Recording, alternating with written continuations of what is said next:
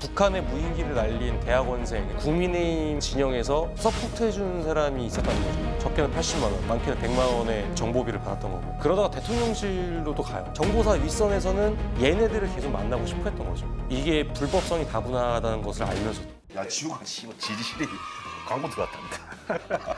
인터넷 끝판왕. 지금 인터넷 끝판왕에서 모르면 못 받는 통신 지원금 80만 원 설치 당일 즉시 입금 받을 수 있습니다. 우리가 다 쓰잖아 인터넷을. 근데 약간 손해보고 쓰신 분들이 계셔. 그래서 최대 통신지원금 80만 원까지. 야, 통신요금 80만 원에서 합리적인 요금 별개로 결합 할인 72만 원까지 놓치지 않고 챙겨준다고 하네요. 그리고 만약에 딴 데서 돈을 더 준다. 거기가 만약 우리보다 할인을 더 많이 해줘. 차액의 150%를 보장한대.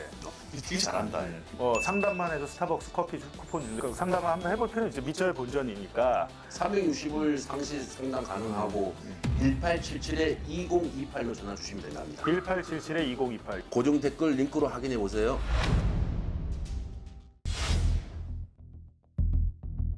어쨌든 그 사건을 제가 최초 보도를 하긴 했지만 제가 그거를 12월 중순에 알았어요. 2025년 12월 중순에 이제 육사 출신, 정보사 출신이신 분들의 전현직 분들의 그런 모임이 있었거든요. 그때 영광급 장교분, 그 새로 오신 분이 담배를 계속 피시는 거예요. 그래서 저도 이제 궁금해가지고 현직이니까 나가서 같이 담배 피면서 왜 술 계속 드시지? 왜 밖에 나가서 한숨 쉬고 계시냐? 그러니까 최근에 자기네들이 뭐 공작을 하나 준비를 했는데 큰일 났다는 거예요. 뭔가 우리가 민간인들하고 접촉을 해가지고 작업을 하고 있었던 게 하나 있다. 사업 진행하고 있는 게 하나 있는데 그게 사달이 났다. 우리가 접촉했던 민간인들이 애들이 정상적인 사고방식을 가지고 있는 애들이 아니었다. 너무 극우적인 성향을 갖고 있었던 사람을 잘못 접촉을 한 것 같다. 그러니까 그러려니 하고 넘겼죠. 근데 갑자기 1월 둘째 주인가에 김여정이 그 발표를 해요. 북한 김여정 노동당 부부장이 한국발 무인기 침투 사건의 실체에 대해 구체적인 설명이 반드시 있어야 한다고 요구하고 나섰습니다. 왜 니네 아직도 지금도 무인기 날리냐. 그래서 국방부에서 그때 군 차원에서 그 날린 게 아니다라고 했거든요. 1차 조사 결과 우리 군은 해당 무인기를 보유하고 있지 않으며 북한이 발표한 일자에 해당 시간대 무인기를 운용한 사실도 없습니다. 민간 영역에서 무인기를 운용했을 가능성에 대해서는 정부 유관기관과 협조하여 철저한 조사를 진행할 예정입니다. 그래서 저는 이제 약간 그게 기자 느낌상 약간 좀 꽂혀가지고 그때 한숨 쉬셨던 그게 지금 이거예요? 부장님 이게 그때 만났던 그 사람들 맞죠? 그럼 그 세종대 학생들인 것 같은데라고 하니까 기자님 뭐 어떻게 하셨어요? 세종대 학생 맞죠? 그럼 대통령실 출신이더라고요. 하니까 한숨 막 쉬어요. 그러다가 어차피 실패한 공작이니까 그럼 얘기를 해주겠다. 북한의 무인기를 날린 대학원생, 그러니까 무인기 3인방이라고 있습니다. 그러니까 김모 씨, 오모 씨, 장모 씨가 있어요. 근데 이 세 사람 모두 정보사하고 접촉을 했거든요.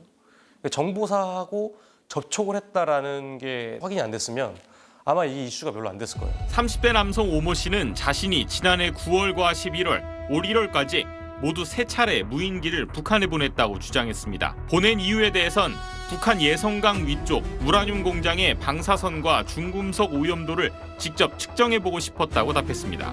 그냥 어린애들의 장난? 미친 짓 여기에 그쳤을 것 같은데 무인기 3인방이었던 사람들이 근무하고 무인기를 제작 설계했던 회사가 에스텔 엔지니어링이라고 있어요. 근데 그 회사가 드론 작전 사령부가 창설됐던 시점이랑 너무 겹쳐요. 2023년 9월입니다. 에스텔 엔지니어링입니다.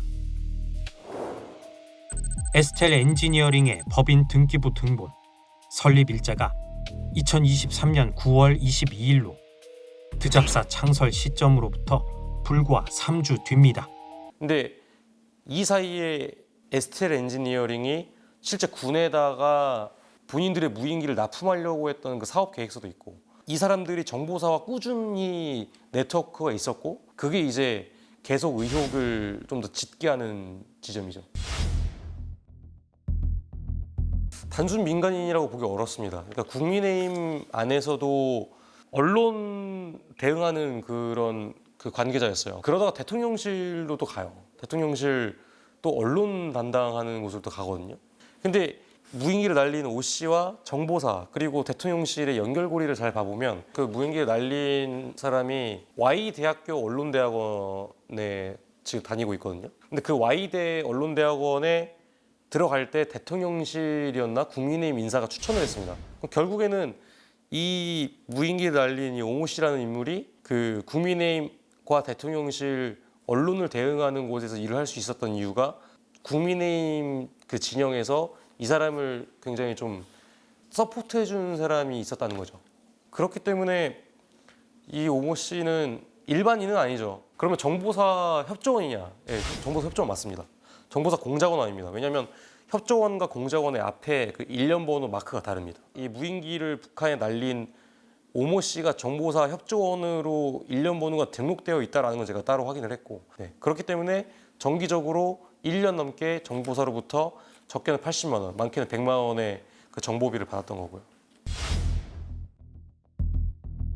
북한의 무인기를 날린 애들을 접촉하라고 밑에 있는 영관급 장교들, 그다음에 위관급 장교들, 뭐 소위 뭐 대위 이런 사람들에게 이 대학생들을 만나보라라고 지시하고, 근데 이 만나보라라고 지시를 했는데 만나봤는데 실제로 이 애들은 북한에다가 무인기를 날리는 미친 짓을 하고 있었고, 이 북한의 무인기를 날린 애들의 영상을 봐보니까 화질이 너무 좋은 거예요. 뭐 개성공단도 찍혀 있고 일부 북한의 뭐 군부대 이런 데도 촬영한 것으로 저는 알고 있거든요. 그래서 실제로 그래서 그 북한의 무인기 날린 애는 최근에 구속영장 청구됐습니다. 30대 대학원생 오모 씨에 대해 일반 이적죄 등의 혐의로 구속영장을 신청했습니다.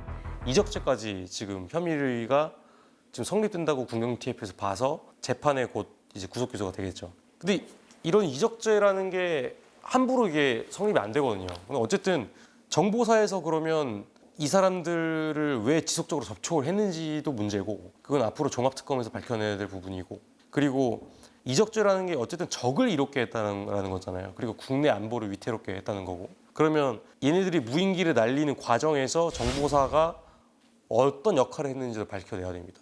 제가 실제로 취재를 해봤을 때는 무인기를 날린 애들, 그리고 이 무인기를 그 조작하고 설계한 애들을 접촉했던 정보사 관계자들은 윗선에다가 얘기를 계속합니다. 얘는 제정신 아닌 것 같다. 우리 접촉 안 하겠다. 그러면 윗선에서 이제 지시를 합니다. 너 만나기 싫어? 그럼 내가 다른 애 시킬게. 무인기를 날린 관계자들, 그 대학원생들하고 접촉한 정보사 관계자들이 대여섯 명 정도 됩니다. 그러니까 정보사 윗선에서는 얘네들을 계속 만나고 싶어 했던 거죠. 이게 불법성이 다분하다는 것을 알면서도. 휴민트 명단 유출되고 정보사 안이 완전히 그냥 박살이 났거든요.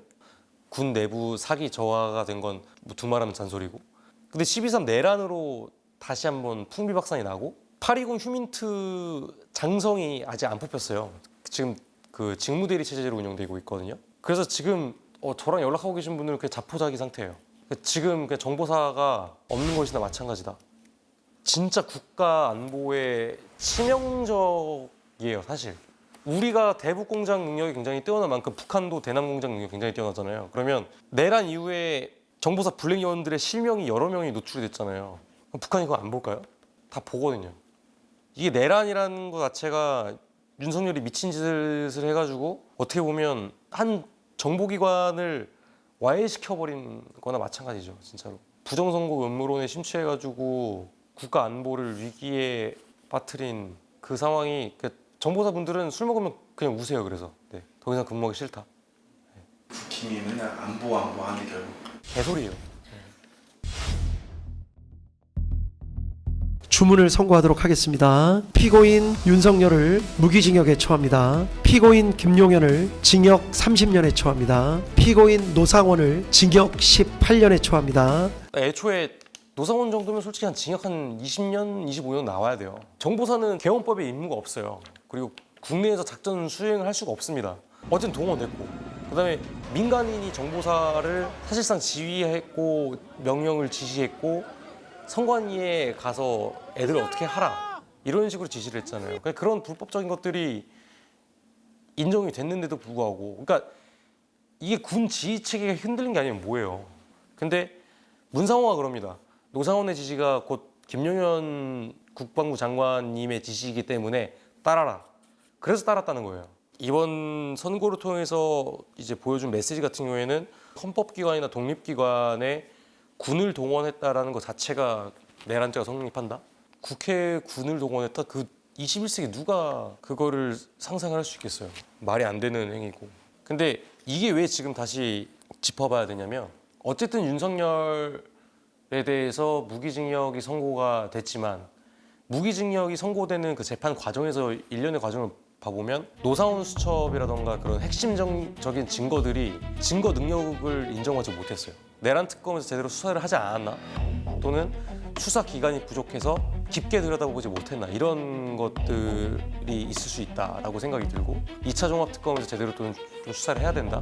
국가 안보적으로 좀 접근을 했을 때 국가 안보를 좀 위태롭게 하는 그런 세력들이 남아있다라는 것들을 다시 한번 짚어볼 수 있는 것 같습니다.